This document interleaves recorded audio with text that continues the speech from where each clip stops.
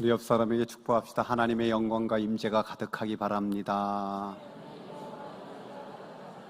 아멘.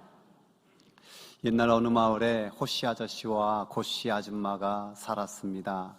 근데 이 부부는 좀 신기했어요. 이 호씨 아저씨는 인품이나 생긴 것이나 너무너무 훌륭하고 삶이 얼마나 진지하고 성실한지 그야말로 버릴 것 하나도 없는 훌륭한 그런 남편이었죠.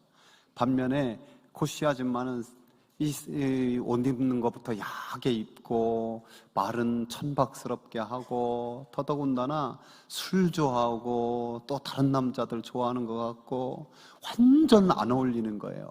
그래서 소문도 났어요. 저 고씨 아줌마가 전에 이상한 데서 막 일하고 그랬던 사람이라고. 그런데 얼마 지나지 않아서 그 소문이 사실인 것이 증명됐는데 그만 바람나가지고 이 고씨 아줌마가 딴 데로 가버린 거예요. 근데 바람나서 그 가서 엉망진창된 그 아줌마를 이 호씨 아저씨가 찾아가서 데려와서 변함없이 똑같이 그렇게 대하고 사랑하는 거예요. 한두 번도 아닌데 엄청난 돈을 들여가면서 그렇게 하는 거예요. 여러분, 이런 일이 세상에 있겠습니까? 성경에 호세아라는 말씀이 있는데요, 그 호세아 선지자가 하나님의 말씀에 따라서 고멜이라는 그 음란한 여인을 사랑하고 그 여인에게 대하는 것, 곧 하나님의 사랑을 증명하는 그런 말씀이에요. 제가 좀 각색해 봤는데요, 그 말씀의 핵심 구절이 저는 이 말씀에 있다고 봐요. 같이 읽어볼까요? 너는 많은 날 동안 나와 함께 지내고 음행하지 말며 다른 남자를 따르지 말라. 나도 내게 그리하리라. 이 말씀은 하나님의 간절한 애원이 담겨 있어요. 너 나만 사랑할 수 없겠니? 내가 변함없이 너만 사랑하고 있잖아. 내가 변함없이 너만 사랑하고 있잖아.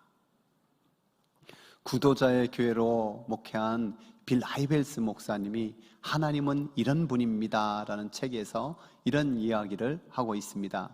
구도자든 풋내기 신자든 베테랑이든 간에 모두 근본적으로 동일한 기본 욕구를 가지고 있다고 말한다면 놀랄지도 모르겠습니다. 깊이 존경하는 철학자이자 신학자인 스플라울에게 누군가가 질문했습니다. 박사님이 생각하시기에 오늘날 세상에서 가장 절실한 영적 필요는 무엇입니까? 스플라울 박사는 잠시 생각하더니 대답하였습니다. 오늘날 사람들의 삶에서 가장 절실한 영적 필요는 하나님의 진실한 실체를 찾는 것이지요. 하나님에 대해서 전혀 모르면서도 무조건 거부하고 반대하고 있다는 것을 말합니다. 그 어떤 사람이 그 신학자에게 이런 질문을 던졌습니다. 박사님 생각에는 교회에 출석하는 사람들의 삶에서 볼 수 있는 가장 심각한 영적 필요는 무엇입니까? 동일하게 하나님의 진정한 실체를 찾는 것입니다. 만일 신자들이 진정으로 하나님의 성품을 이해했다면 그들의 삶에 혁명이 일어났을 것입니다. 여러분, 신자들뿐만 아니라 모든 사람이 진정 하나님의 성품을 제대로 알고 믿으면요, 그 인생에 혁명이 일어난다는 거예요. 그러면 그 혁명이 일어날 만한 하나님의 성품이 무엇일까요? 우리 하나님이 전지전능하신 분입니다. 우리 하나님은 거룩하신 분입니다. 우리 하나님은 공평하시고 공의로우신 하나님이십니다. 우리 하나님은 신실하신 하나님입니다. 우리 하나님은 자비하신 하나님, 평화의 하나님. 이 모든 것 다 하나하나가 참으로 소중한 하나님의 성품이죠. 그러나 그 모든 것을 다 합한 것보다 훨씬 더 중요한, 훨씬 더 무게 있는 하나님의 성품이 있어요. 무엇일까요? 하나님은 사랑이시라. 하나님은 사랑이시라. 한번 고백해 볼까요? 하나님은 사랑이시라. 하나님께 행하시는 많은 일 가운데 하나가 사랑이 아니라요, 하나님은 모든 일을 오직 사랑으로 행하시는 거예요. 그러니까 하나님의 공의로우심이나 하나님의 거룩하심이나 하나님의 전지전능하심이나 하나님의 신실하심, 그 모든 중심에는 하나님의 사랑이 있는 거예요. 그 처음과 끝이 하나님의 사랑으로 덮여 있는 거예요. 사실 우리가 하나님의 사랑에 대해서 알 수 있는 건 너무너무 제한적이에요. 조금 전에 우리가 부른 찬송처럼 하늘을 두루마리로 삼고 바다를 먹물로 삼아도 그 사랑을 다 기록할 수가 없어요. 성경을 100권 쓰고 1000권 쓰고 10,000권 쓴다 해도 그 사랑을 다 기록할 수가 없어요. 그럼에도 불구하고 우리는 그 하나님의 사랑을 알 수 있고요, 받아들일 수 있고요, 느낄 수가 있는 거예요. 사람도 사실 비슷하거든요. 여기 대부분 자녀를 키워봤잖아요.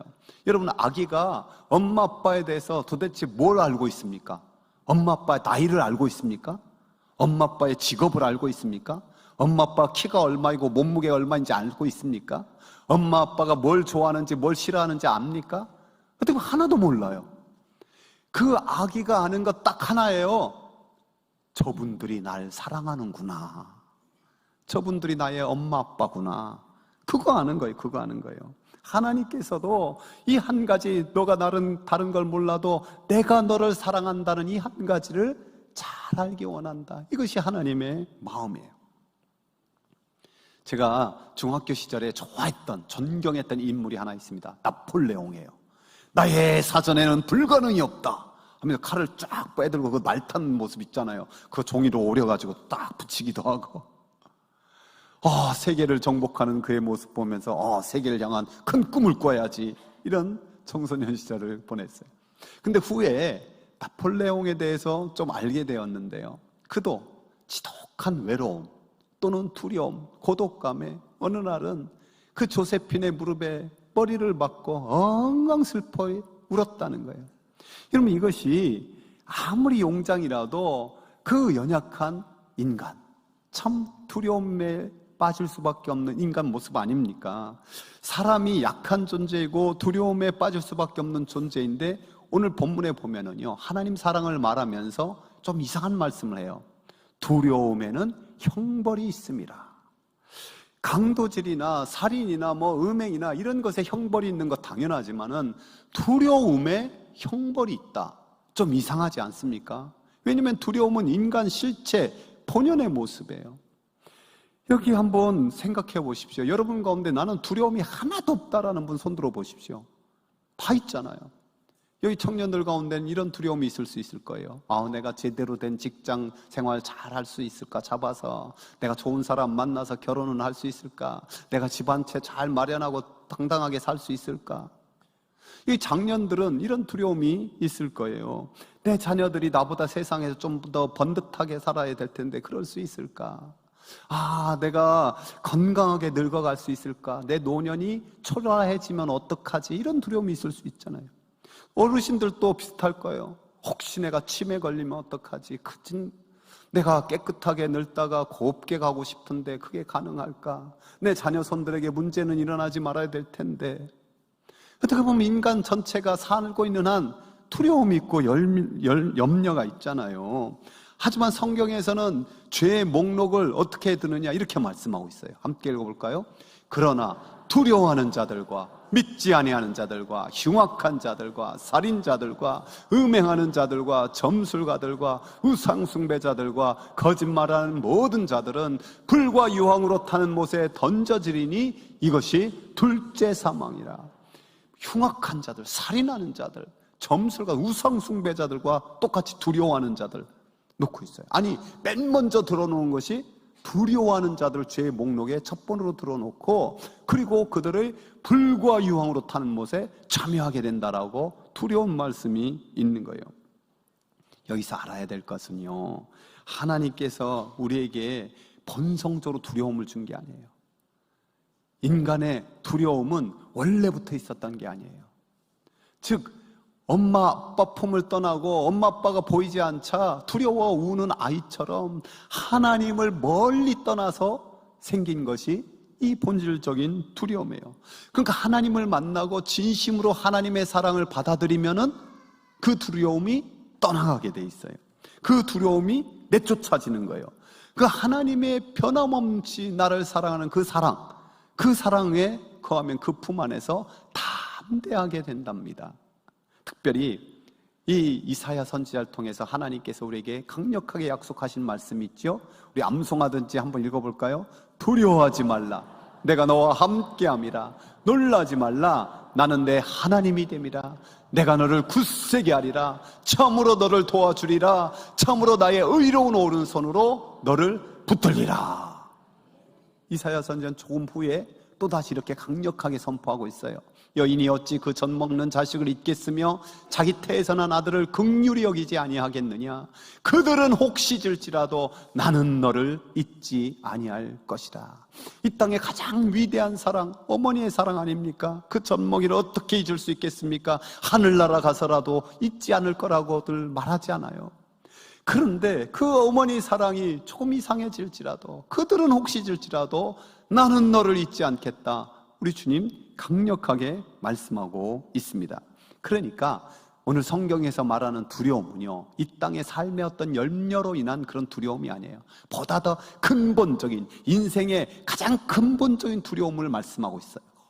여러분, 인생의 가장 근본적인 두려움, 심판이 있는 두려움이 뭘까요? 보이는 것과 보이지 않는 것이 있는데요, 먼저 보이는 것은 죽음이에요. 죽음이 인간 내 가장 두려움의 실체예요. 근데 거기서 끝나지 않고 죽은 후에 내 영혼을 지으신 하나님 앞에서 심판을 받아야 된다는 이런 두려움, 그것을 은연중에 사람들이 다 알기 때문에 근본적인 두려움이 있는 거예요. 그러니까 이 근본적인 두려움이 있다는 것은 하나님을 알지 못한 증거예요. 하나님의 사랑을 받아들이지 못한 증거예요. 하나님의 사랑 안에 거하지 않는다는 증거예요. 그래서 오늘 본문은 강력하게 말씀하는 거예요. 한번 더 읽어볼까요? 사랑 안에 두려움이 없고 온전한 사랑이 두려움을 내쫓나니 두려움에는 형벌이 있음이라. 두려워하는 자는 사랑 안에 거하서 온전히 이루지 못하였느니라. 아멘. 하나님께서 두려움을 심판한다는 것은 믿음 없음을 결국 심판하는 거예요. 하나님의 사랑을 믿지 못함을 심판하는 거예요. 그 하나님의 사랑을 끝까지 거역하고 끝까지 그냥 밀어내는 거예요. 밀어내는 거예요. 저와 여러분이 하나님의 사랑을 깨닫고 받아들이고 그것을 느끼면서 그 안에 거할 수 있기를 축복합니다.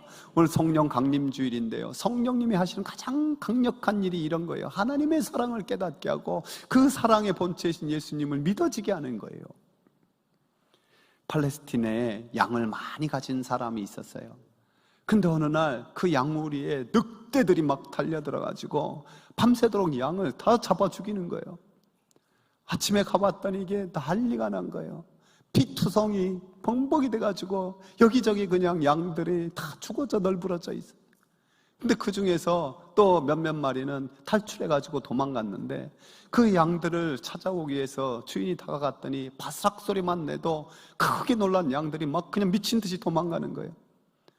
야, 나다 해도 주인 알아보지도 못하고 그냥 절벽에 뛰어들어가지고 떨어져 죽고 더 난리가 난 거예요. 너무너무 안타까워서 주인이 그냥 어떻게 해야 될까 팔을 동동 구리고 있는데 그 옆에 있는 아들이 아버지, 제가 한번 해볼게요. 그리고 그 죽은 양의 가죽을 벗겨서 양을 털을 뒤집어 쓰고 양처럼 엉금엉금 기면서 음메 하고 양 흉내내고 두렵지 않게 저기 양 똑같은 양이 오는구나 해가지고 안심할 때 그 양 한 마리 안아서 들여오고 또 그렇게 가서 한 마리 데려오고 그러다 보니까 팔꿈치, 손 뭐 엉망이 되고 발꿈치 뭐 다 그냥 피투성이가 되는 거예요. 그렇게 양을 다 구하고 이 아들이 기진맥진하고 피 흘려 죽었답니다. 목사님 말을 해도 좀 이상한 얘기하네요. 이게 논리가 됩니까? 어떻게 그런 아버지가 세상에 어디 있습니까? 양 몇 마리 구하고자 아들 죽이는 아버지가 세상에 어디 있습니까? 또 아니, 그런 아버지는 혹 있다 해도 요즘 그런 아들이 세상에 그렇게 순종한 아들이 어디 있습니까? 말도 안 되는 소리라고. 여러분, 이 말도 안 되는 이야기, 말도 안 되는 사건이 사실 성경에서 일어난 거 아닙니까? 우리 하나님께서 그 인류를 향한 구원의 계획이 있을 때 독생자 예수 그리스도께서 내가 그 아버지의 소원대로 이 땅에 사람의 몸을 입고 내려가겠습니다. 사람의 몸을 입고 오셔서 그 고난 당하시고 채찍질 당하시고 십자가에 못 박혀 그 물과 피를 그 창에 찔려 다 쏟아서 죽지 않았습니까? 사도 요한은 그래서 이렇게 선포하고 있어요. 함께 읽어볼까요? 하나님의 사랑이 우리에게 이렇게 나타난 바 되었으니 하나님이 자기의 독생자를 세상에 보내심은 그로 말미암아 우리를 살리려 하심이라. 사랑은 여기 있으니 우리가 하나님을 사랑한 것이 아니요 오직 하나님이 우리를 사랑하사 우리 죄를 속하기 위하여 화목제물로 그 아들을 보내셨습니다. 아멘. 한때 독일을 중심으로 유럽에 자유주의 신학이 막 번성했어요. 인본주의가 발달되고 과학이 발달하면서 사람들이 교만하게 그 인간의 이성으로, 과학적 상식으로 이해되지 못하는 것을 우리는 받아들일 수 없다. 그 잣대를 성경과 믿음에도 그대로 된 거예요. 그러다 보니까 하나님의 창조에 대해서 부인하게 되는 거예요. 성경에 있는 창조의 내용은 수많은 종교에 있는 창조 설화 중에 하나다, 그렇게 말하는 거예요.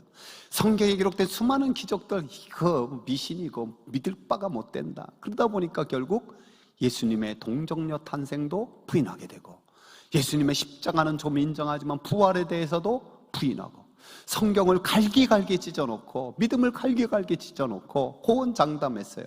1세기가 지나기 전에 교회는 다 문을 닫고 사람들의 믿음이 다 사라질 거다. 그런 상황에서 칼 바르트라는 신학자가 일어나서 로마서 강해를 집필했어요. 이 로마서 강해를 통해 하나님이 존재하지 않는다, 하나님의 실존에 대해서 핑계할 게 하나도 없다는 것을 강력하게 선포하면서 사람이 어떻게 하나님을 이성으로 다 알 수 있는가? 그것은 하나님이 아니다. 여러분 그렇잖아요. IQ 여기 200 넘는 분이 있습니까? 200도 안 되는 그 IQ를 가지고 하나님을 다 안다? 말이 안 되는 거죠. 그런데 종종 인간 사회는요, 내가 하나님 다 안다, 그 계시를 100% 꿰뚫었다 주장하는 사람들이 있어요. 누군지 아세요? 이단이에요. 사입이에요, 사입이.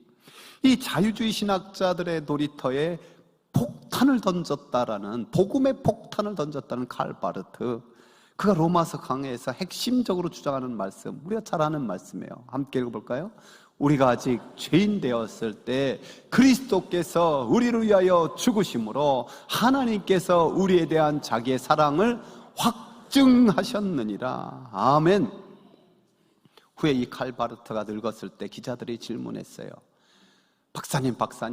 박사님의 신학과 신앙의 그 핵심을 우리들에게 한마디로 남겨주실 수 없겠습니까? 박사님의 신학과 신앙의 핵심이 무엇입니까? 그때 그가 눈을 감고 이렇게 찬양으로 대답했대요. 이 찬양이 나의 신앙과 신학의 핵심입니다라고 말입니다. 우리도 함께 한번 그 찬양을 하나님께 드려볼까요?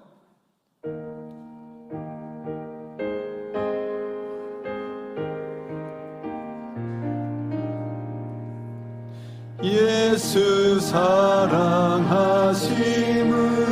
성경에서 배웠네.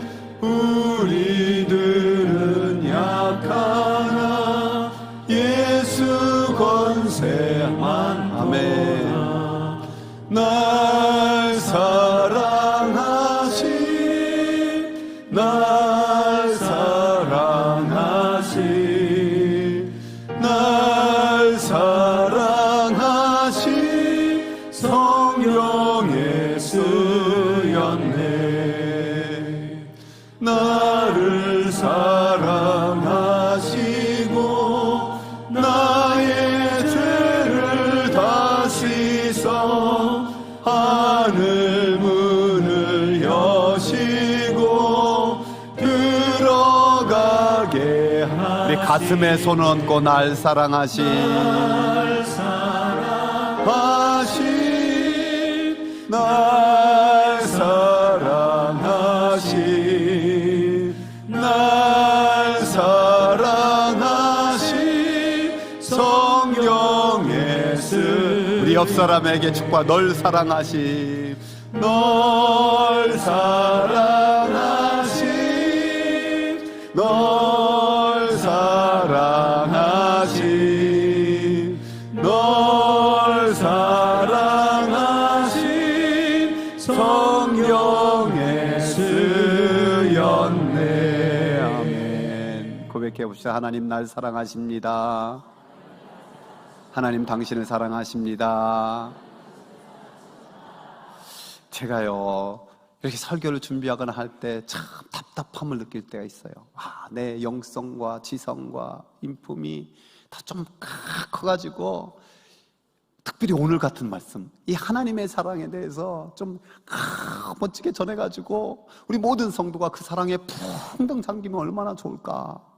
그게 참 만족하지 않는, 답답한 거예요. 근데 조금 위안을 삼는 게 있어요. 그게 뭔지 아십니까? 그렇게 완전하게 할 수 있는 사람은 아무도 없다는 사실이에요. 근데 그래서 제가 한 가지 확신 있게 선포할 수 있는 게 하나 있는데요. 하나님께서는요, 내가 상상할 수 있는 것, 생각할 수 있는 그 모든 것을 넘어서 훨씬 더 나를 사랑한다는 사실이에요. 여러분이 생각하는 것, 여러분이 상상하는 것, 그 모든 것을 넘어서 훨씬 더 여러분을 사랑하신다는 사실이에요. 믿습니까? 좀 길지만 옆사람 한 번 더 축복합시다. 당신이 생각하는 것, 상상하는 것, 그 넘어 훨씬 더 당신을 사랑하십니다. 아멘. 우리 신앙이 바로 그거거든요. 우리 신앙이 하나님의 사랑을 점점 더 알아가는 거예요. 그 사도 바울은 에베소 교회를 향해서 간절한 기도가 바로 이 기도예요. 함께 읽어볼까요? 능히 모든 성도와 함께 지식에 넘치는 그리스도의 사랑을 알고 그 너비와 길이와 높이와 깊이가 어떠함을 깨달아 하나님의 모든 충만하신 것으로 너희에게 충만하게 하시기를 구하노라. 아멘. 주님의 사랑의 그 너비가 얼마나 넓을까요? 주님의 사랑의 그 길이가 얼마나 길까요? 우리 주님의 사랑의 높이가 얼마나 높을까요? 우리 주님의 사랑의 깊이가 얼마나 깊을까요? 그 측량할 수 없는 사랑에 매이면은 우리는 어떤 심판 앞에 담대하고 오히려 감사와 찬송으로 이 두려움과 염려 많은 세상을 찬송하며 그래도 믿음으로 십자가, 그 사랑의 십자가 붙들고 걸어가는 거예요. 조금 전에 소개한 책에서 빌 하이벨스 목사님은 자기 일화를 소개하는데요. 어느 날 밖에 나왔다가 목양실에 딱 문 열고 들어갔더니 포스트잇이 알록달록하게 막 서방에 붙여 있는 거예요. 아빠 사랑해요. 언제 딸이 왔다 갔는지 전화기 위에 있고, 컴퓨터 모니터 위에 나만큼 아빠를 이 세상에서 사랑하는 딸은 없을 거예요. 뭐 이런 등등에 그냥 팍 붙여 있는 거예요. 너무너무 감격해가지고 그 감격에 젖어서 하나님 고맙습니다 그러는데, 하나님께서 그러시는 것 같더래요. 내가 이 세상에 그 메모지를 널려 있게 붙여져 있지 않느냐, 너의 삶 속에서도 그 사랑의 메시지가, 사랑의 포스트잇이 널려지게 있지 않느냐. 그렇잖아요. 우리가 하나님의 사랑에 대해서 조금만 더 느껴보면요, 새들의 노랫소리가 얼마나 아름다운 찬양이 되고, 꽃들이 핀 모습들이 하나님 너무 감사하게 되고, 나뭇잎이 팔랑팔랑만 거려도 너무너무 감격하고, 내 돌아오는 생애를 보면은 하나님이 나를 사랑했군요. 내가 너를 사랑한다. 내 아들 예수보다 널 더 사랑해서 내 아들 대신 죽였다. 그 고백이 널려 있지 않습니까? 이 사랑에 매이시기 바랍니다. 또 이 사랑의 메인 자는요, 그 사랑의 메모지가 되어서 또 누군가에게 붙여지게 되는 거죠. 그 메모지를 통해 누군가에게는 그 두려움이 사라지고 담대한 하나님의 사람으로 거듭나게 되어 있습니다. 즉 하나님의 사랑을 받아들였다, 내가 하나님을 믿는다, 이 증거는 내가 하나님 사랑합니다, 동시에 하나님이 사랑하는 형제 자매를 나도 사랑합니다, 여기에 있어요. 보이는 형제 자매를 사랑하지 않고 하나님 사랑한다는 것은 거짓이라고 오늘 말씀하고 있습니다. 그 주님의 사랑으로 사랑하는 사랑 가운데 하나님을 보게 돼요. 성경이 이렇게 말씀하잖아요. 지금까지 하나님을 본 사람은 없습니다. 그러나 우리가 서로 사랑하면 하나님께서 우리 가운데 계시고 또 하나님의 사랑이 우리 가운데서 완성되는 것입니다. 사랑하는 성도 여러분, 아직도 그 하나님의 사랑을 깨닫지 못하고 알지 못하고 받아들이지 못한 분들 있지 않습니까? 성령님께 도움을 구하십시오. 알게 해달라고, 느끼게 해달라고, 깨닫게 해달라고, 믿게 해달라고. 우리 가운데서도 하나님의 그 첫사랑, 주님의 그 첫사랑을 잊어버리고 그저 그냥 명목적인 신앙생활하고 있지 않습니까? 다시 한번 그 사랑에 감격하고 그 깊이와 높이와 길이와 너비를 알아갈 수 있기를 원합니다. 이 마음을 가지고 하나님 앞에 찬양하며 나갑시다.